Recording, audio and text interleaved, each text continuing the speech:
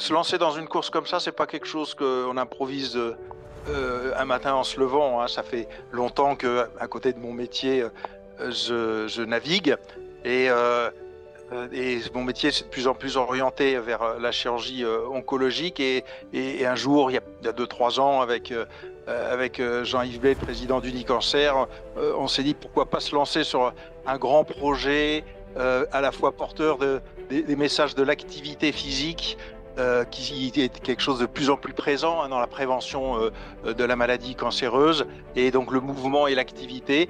Pourquoi pas lancer un grand projet porteur de ce message au travers d'une navigation un petit peu plus lointaine que celle que je faisais jusqu'à présent sur l'océan Atlantique. Voilà comment est né le projet, et après il y a eu par hasard à la même période le lancement de cette course qui a fait que les planètes se sont un peu alignées pour que on se mette en route pour ce projet il y a 3 ans maintenant, ouais.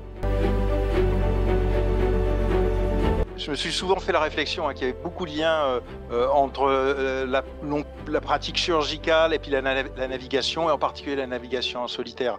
Il y a beaucoup de liens parce que c'est une activité à la fois où il y a de la réflexion en amont, faut préparer, faut réfléchir à la stratégie, à la réalisation, et puis à toute la partie de réalisation justement, qui est pratique, là où on réfléchit moins, mais on est plus dans l'action, comme en naviguant, en faisant une belle manœuvre ou une belle intervention chirurgicale.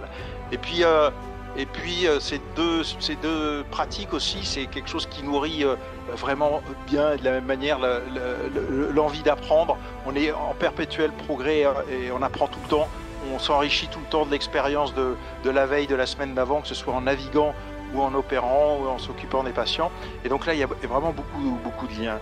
Et puis je dirais le dernier point, c'est que la chirurgie comme la navigation, alors cette fois plutôt en solitaire, certes c'est quelque chose qu'on pratique tout seul, on est tout seul devant notre patient à l'opérer, à prendre la décision, comme on est tout seul à naviguer, mais ça se marche qu'à condition qu'on les prépare en équipe et qu'on soit entouré d'une équipe, même pendant la réalisation. Et donc là aussi, il y a vraiment beaucoup de choses en commun dans ces deux pratiques, hein.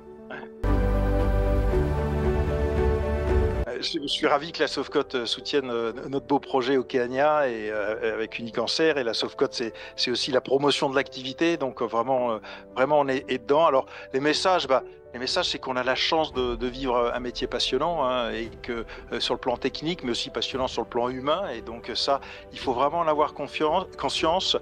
Et c'est le meilleur moyen, je pense, de ne pas oublier, de ne pas enterrer ses rêves, ses mentors, ses héros, parce qu'un jour, comme ça nous arrive là, ces derniers temps, eh bien un jour le hasard fait qu'on va pouvoir réaliser des choses qu'on n'avait pas imaginées il y a quelques années. Il faut rester très ouvert à tout ça.